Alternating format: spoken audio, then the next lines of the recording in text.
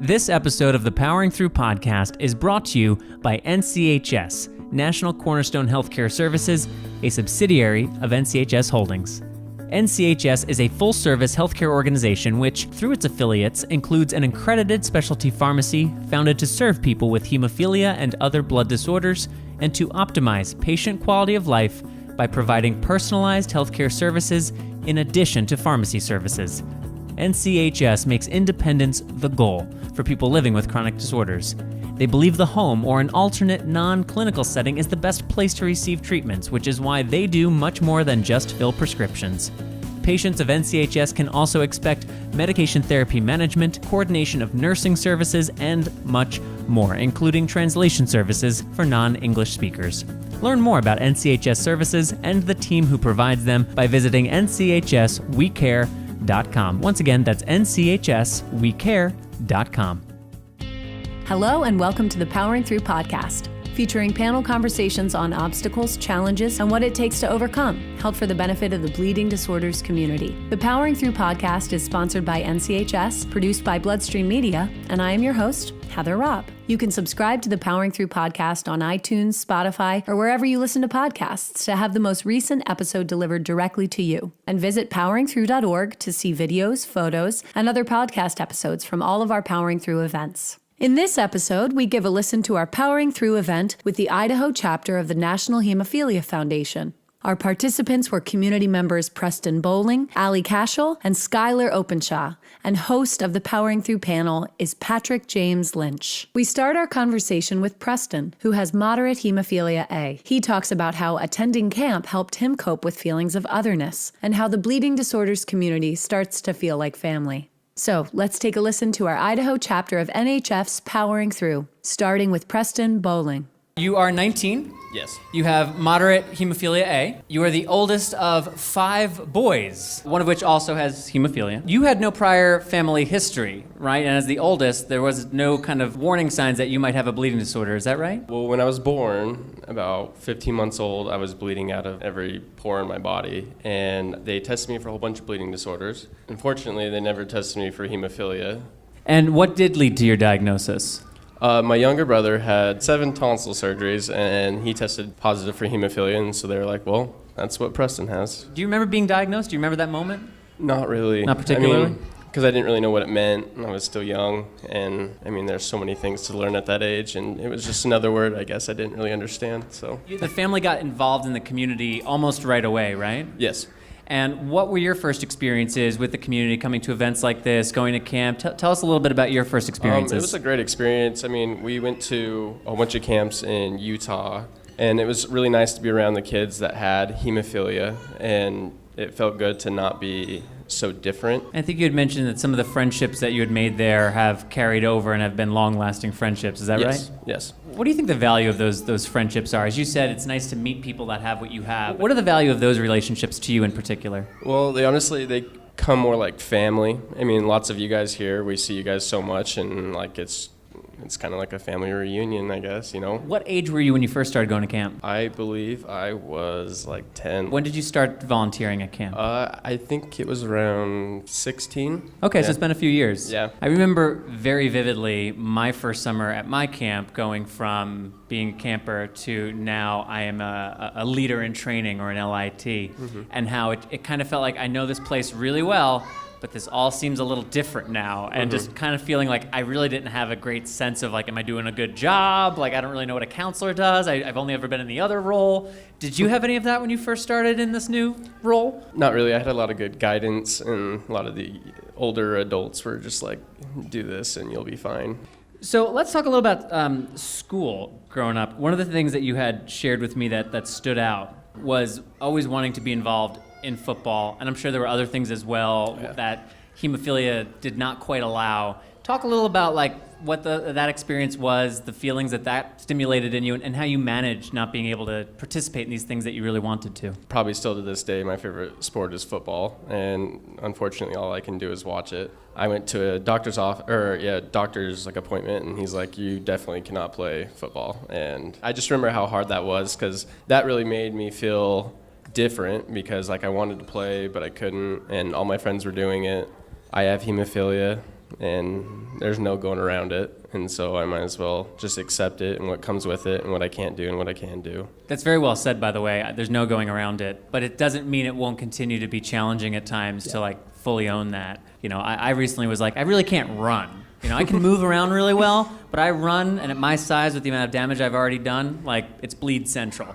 So I was like, all right, well, this is the age where I start eliminating running, and like that kind of feels not great. But like you said, there's no going around it, so I got to just find other outlets. And you found another outlet, especially once you had started prophylaxis. What shift did that cause in you when you had moved from an on-demand treatment regimen to a prophylactic regimen? It allowed me to be more involved in sports. I was a big baseball player throughout high school, and just using Prophy, it just allowed me to keep my body healthier for longer amounts of time, and I was able to recover quicker, and it made me semi-normal, I guess, as the rest of the baseball team. What about your brother? Because that's kind of interesting that, you know, there's the 5 of you and 2 of you share, you know, he's severe, right? Yes. What was it like going on these parallel journeys, you and your brother? I kind of felt fine with, you know, being the big one, walking through, leading the way, even though like he's right there behind me, just because that made me feel a little bit better, so I wasn't doing it alone. But like I know he's going through like the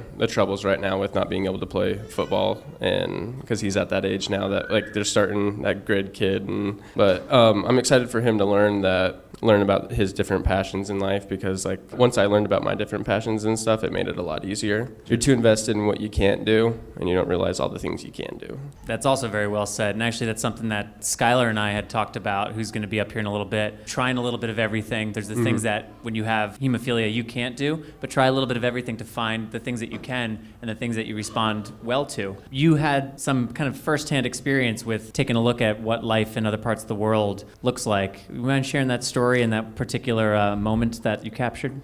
Yes, I was in Ecuador, and there was this little girl that had a cup of water, and I've never seen someone so happy. And she would run up to this cabinet, and she would just sit there and play with the water and splash it out until it was empty, and then she would sprint inside and go fill it up again, and then come right back out. And this went on for about 15 minutes. And like everyone nowadays is on their iPhones playing games and stuff, but then here's this little girl out there playing with a cup of water and having the time of her life. And it was a really humbling experience. And when I'm like, oh dang, I have to go get an infusion, I mean, someone out there would absolutely love that opportunity to have factor when I'm like, I don't want to do it. But going back to, as we talked about, you got that diagnosis, the family gets involved with the community, you start making friends, going to camp, getting connected to the resources that are available. Is there anything that you want to share with people who are at an event for the first time? Really, hemophilia and like just even this chapter alone has been like just an amazing blessing on my life. And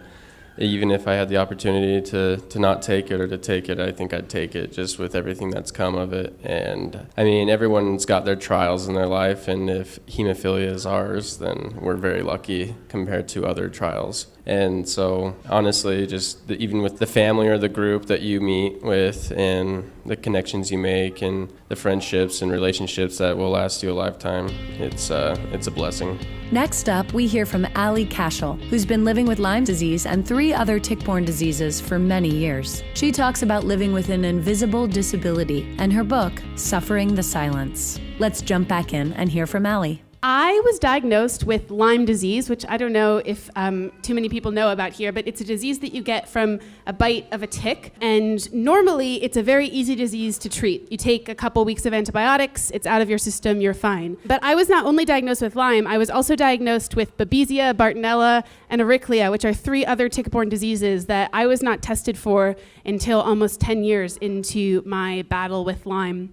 You have Lyme, and the work started in Lyme, but it then transitioned to kind of greater chronic diseases, and in particular the invisible chronic diseases, right? Can you speak to that a little bit? Yeah, so a word that we often use to describe the groups of people that we work with is invisible disability.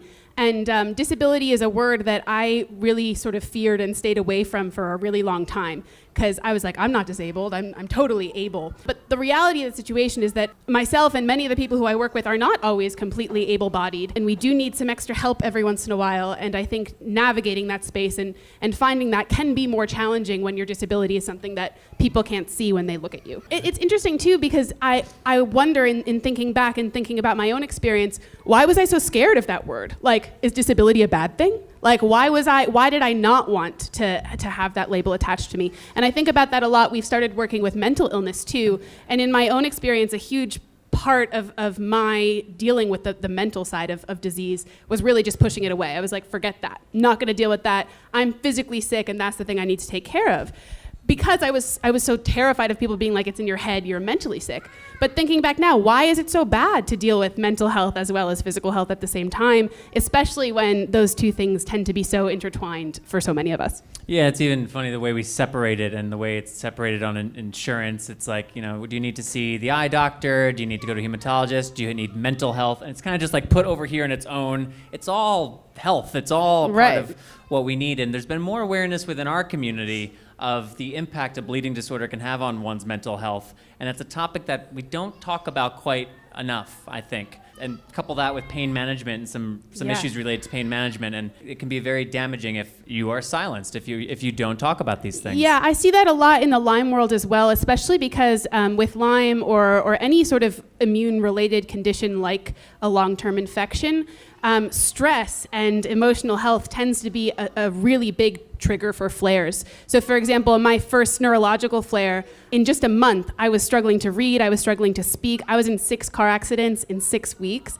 And this was all triggered by the fact that my family had recently moved away, my boyfriend had just gone to college, but I wasn't ready to conflate those two things in my experience yet. So Allie participated in a Powering Through event for us about 2 years ago, like almost exactly. And the book, Suffering the Silence, was just about to come out at that time. Can you tell us a little bit about when it was released and the book tour you went on and what that led to? Suffering the Silence came out in September of 2015. So I'm coming up on the 2-year anniversary of the publication of the book.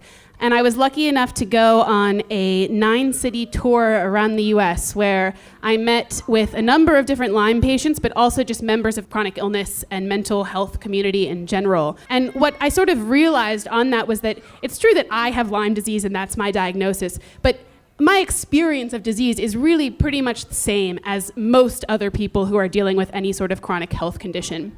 And I saw these huge silos in the space, right? It's like, I'm really good at talking to other people who have Lyme disease, but when I'm feeling so isolated, why should I only be talking to them? Like, why not talk to people who can empathize and feel that same connection you were talking about and you were talking about when you travel with people who have hemophilia? I feel that with people who know what it's like to have to take care of your body more than the average person. And I was really sort of inspired to continue those conversations and create more opportunities for people to come together, sort of regardless of diagnosis, but more focused on the human experience of their condition.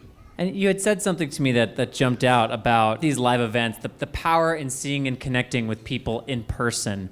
Obviously, given what the kind of work we do and putting on programs like this, I believe wholly in that. What is particularly valuable based on what you've witnessed about the in-person experience of community building? When you get to meet somebody in person, you get to see them as the whole person, as I said before, as this person who had too big of a lunch and is too full, or whatever it is. You see them as the human being, and just having a chance to sit there and talk to them and share a meal with them, I've seen that to be really transformative for many of the people who we talk to with Suffering the Silence. So after that book tour, you took a little break, because that's kind of an intense experience to come off of, so that makes sense. But then you decided to pivot your focus a little more to create more opportunities for these in-person experiences.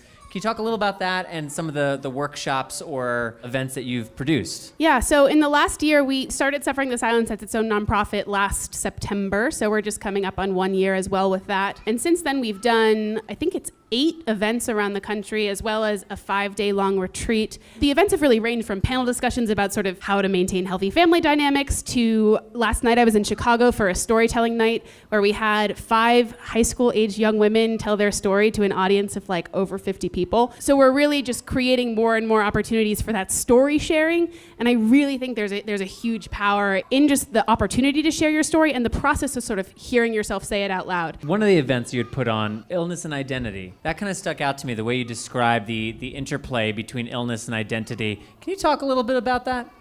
We had a photography show display at a gallery in New York City for a month this June, and it's actually going to Delaware, in Wilmington, Delaware in November for a 6-week run. And the show features portraits of 5 different patients, all of whom have different diagnoses, and pairs them with longer form interviews about their experience. And the real focus of those interviews is how is your diagnosis and your experience of disease informed by other aspects of your sense of self, like gender or race or socioeconomic class or sexuality. And it was really amazing to see the sort of intricacies and uniqueness, but also how similar so many of those experiences were across those intersectionalities. Are there any particular similarities that were striking or things you couldn't have predicted, but actually in hearing people articulate, it's like, oh, that's quite similar, actually? In almost every case, people felt like they didn't see themselves, before their diagnosis, people didn't see themselves reflected in what they thought of that disease. And this idea of not seeing yourself reflected or represented came up over and over and over again.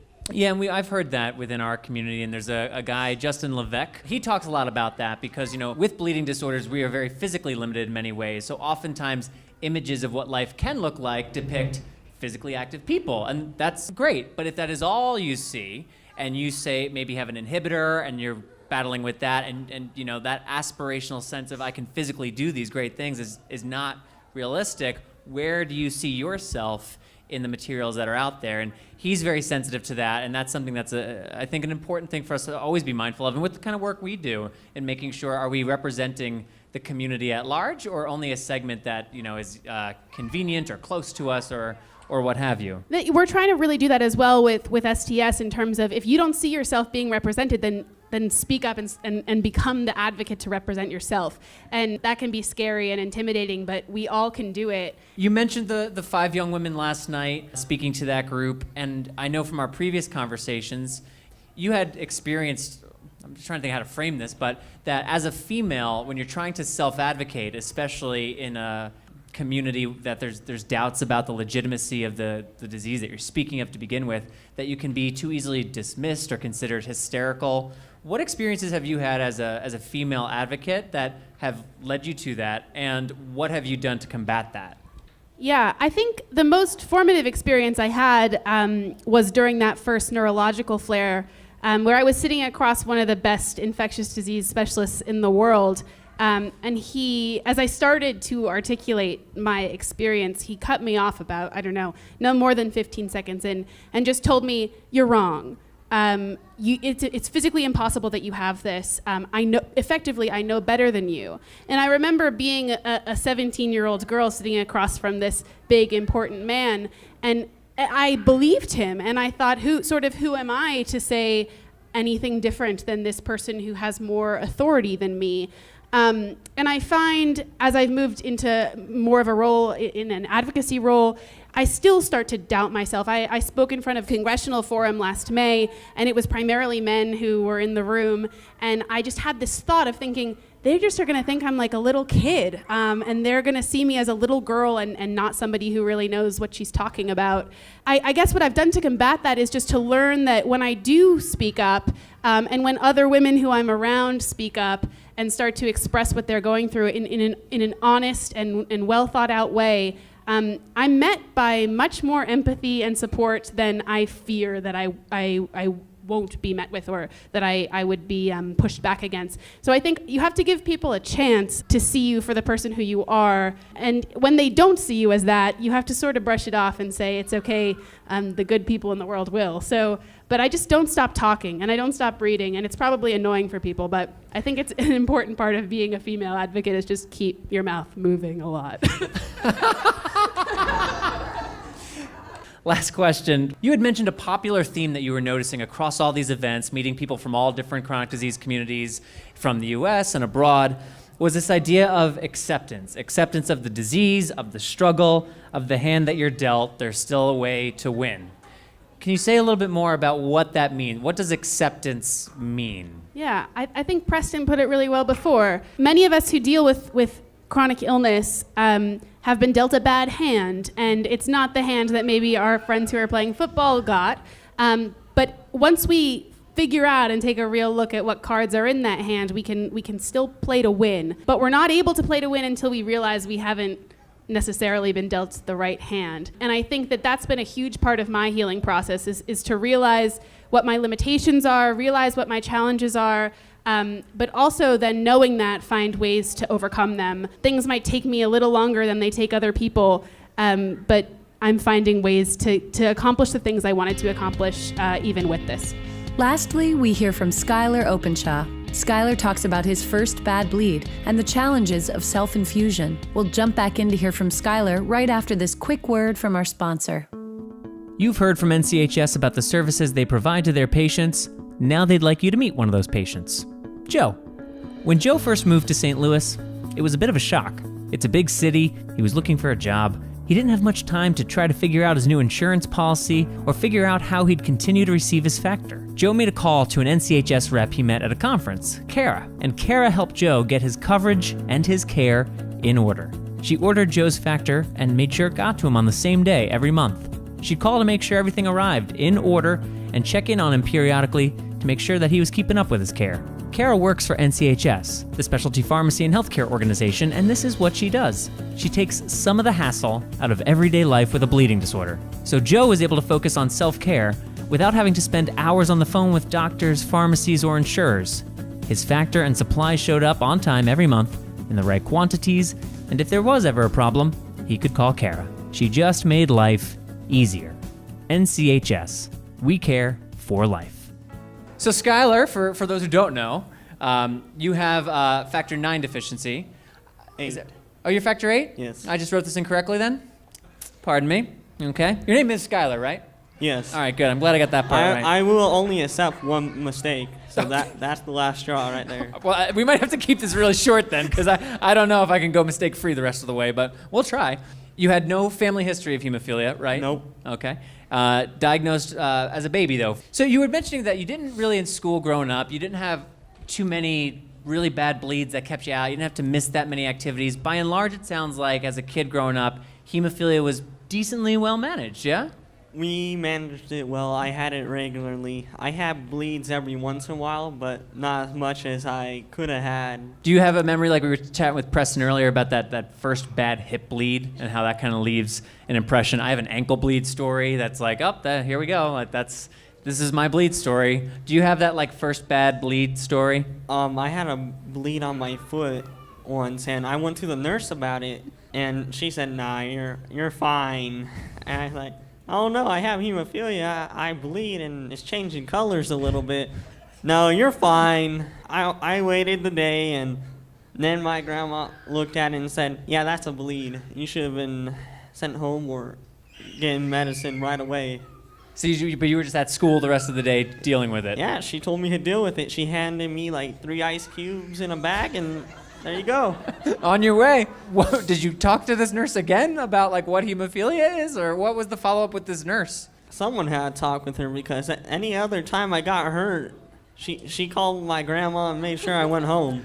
I have a feeling I know someone had to talk. Yeah, I think grandma had to talk with her is what I would guess would happen. Grandma made sure that didn't happen again. You're currently learning to self-infuse, is that right? Learning, yes. Yeah. How's that going? Okay, I know how to set everything up. Okay. Just poking myself. I have poked, I have never hit it. And why do you think that is? We did like a target thing. We put the black ink there, hoping I would hit that. Still off. So just gotta keep practicing. Practice makes perfect, right? Yeah. Something like that. You don't really like the idea of self-infusing too much, I don't think. No, if there was a pill for it, I would take the pill, because I know where that can go, and I don't miss. So something that you had said to me stood out about school. So not the nurse who doesn't recognize that a foot changing color is probably a problem that needs more than 3 ice cubes, but you had mentioned with your physical education teacher some challenges in kind of getting on the same page, so to speak. Would you share your experience with everybody? If I hurt my leg or foot, and he didn't really care about doctor's notes, either you did it or you just walked in a circle around the gym the whole time. If you didn't do, or if you missed a day because of it, you would have to write a whole paper. That kind of made me sad to hear, to be honest, when you shared that with me over the phone. Another thing that really struck me from our conversation was, let's actually keep in school for a minute, because I'd referenced earlier what you had said about try a little bit of everything to find what you love. Talk a little bit about what you found that you're responding really well to and want to pursue professionally, from what I understand. I really enjoy filming, and I didn't think I would like it at all, just sitting there holding a camera. But there's a lot more into it than just that, and it's something like I found out I'm pretty good at it, at least I think. So something else that struck me, though, is while maybe hemophilia growing up didn't present you with a tremendous amount of challenges, so to speak, there were other challenges that were a part of your family and growing up with your brother. Would you mind sharing some of that? My brother Caleb, he has autism and Fragile X, and he needs help tying his shoes or cutting his food, showers, whatever. And just something I had to help him with, and done it almost all my life. And you've been helping him all your life, in part because for a long time you were kind of his caregiver in a way, right? I felt kind of like a dad to him, and taking care of him, feeding him, and things like that. And at what age did you start feeling like a dad? Probably about 8 or 9. Do you remember a particular moment where you realized, you know what, I'm gonna have to step up my dad game, even though I'm 8? When he didn't shower for a few days, he started stinking. Necessity kicked in. And how has Caleb respond to you helping him out so much? Is he always receptive? Is it ever challenging? He likes to do what he can by himself. I don't blame him, but I practice things with a lot, and more he learns how, and he's pretty good about when I need to help him when he's not doing it right. He lets me.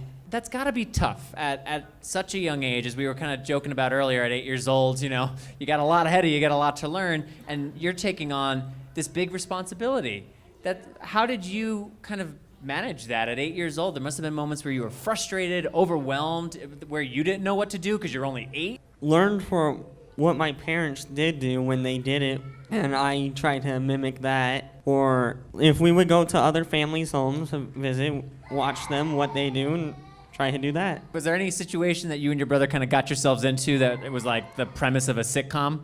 I was trying to learn how to do the laundry, and I didn't know what buttons to push. I just started pushing buttons, and it started leaking onto the floor. Fair enough. By the way, I hope you don't mind my sharing this, but this is impressive to me. Skyler also just had surgery, and until this morning, was not able to move his top lip, and only just got permission, and still decided to come through and participate in this and speak with everybody and make jokes at my expense. So that's pretty impressive. You want to know the worst thing about when I got home? I got recovery candy, and I Nice. put it up to my room, and I've been sleeping downstairs because my head won't roll over on my bed, and that's when I have my cast. When I finally got back to my room, all my candy was eaten by Caleb. And he didn't try to hide it. He had the wrappers on my bed, on my desk.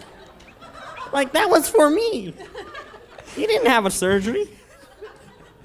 So what did you say? I couldn't say much. He was just mumbling because I couldn't move my upper lip out till today. Well, thank you guys for doing this and participating in this and sharing so openly. Thank you. You did it. Thanks again to Preston, Allie, and Skyler for participating in Powering Through. And thanks as well to the board and leadership at the Idaho Chapter of the National Hemophilia Foundation for hosting our panel. I'll be right back with smart people saying smart things after this final word from our sponsor. NCHS believes in being a proactive partner in their patients' care, which means providing services like arranging convenient and discreet delivery, encouraging adherence to therapies, and monitoring your therapy outcomes. They also provide reimbursement services to help with navigating insurance requirements, which can be overwhelming for families affected by bleeding disorders or chronic disease. With a pharmacist available 24/7, NCHS can offer comfort to patients that someone will always be there when needed. Check out their website to learn more, nchswecare.com, or call 877-626-6247. Again, that's 877-626-6247. Today's smart person is Amelia Earhart, the first female aviator to fly solo across the Atlantic Ocean in 1932. Here's one of many smart things Amelia said. The most effective way to do it is to do it. And that will do it for this episode of the Powering Through podcast. Thank you for listening, and we'll be back next month with another episode featuring another great conversation. Remember to subscribe to the Powering Through podcast on iTunes, Spotify, or wherever it is you listen to podcasts. You can also stream our podcast episodes, watch videos of our conversations, and learn about upcoming Powering Through events by visiting poweringthrough.org. Many thanks to NCHS for sponsoring the Powering Through podcast. Learn more about NCHS and their services by visiting nchswecare.com, where you'll also find links to their Facebook and Twitter accounts. And you can learn more about all of BloodStream Media's podcasts for the bleeding disorders community by visiting bloodstreammedia.com. This episode of the Powering Through podcast was written by Heather Robb and Patrick James Lynch, produced and distributed by Patrick James Lynch, Joshua Sterling Bragg, Rob Bradford, Colby Crow, and Avra Friedman. Artwork created by Ryan Geelan and Katie Wright Mead, and the Powering Through podcast is edited by Allison Stoney. My name is Heather Robb, and until next time, take self-care of yourself.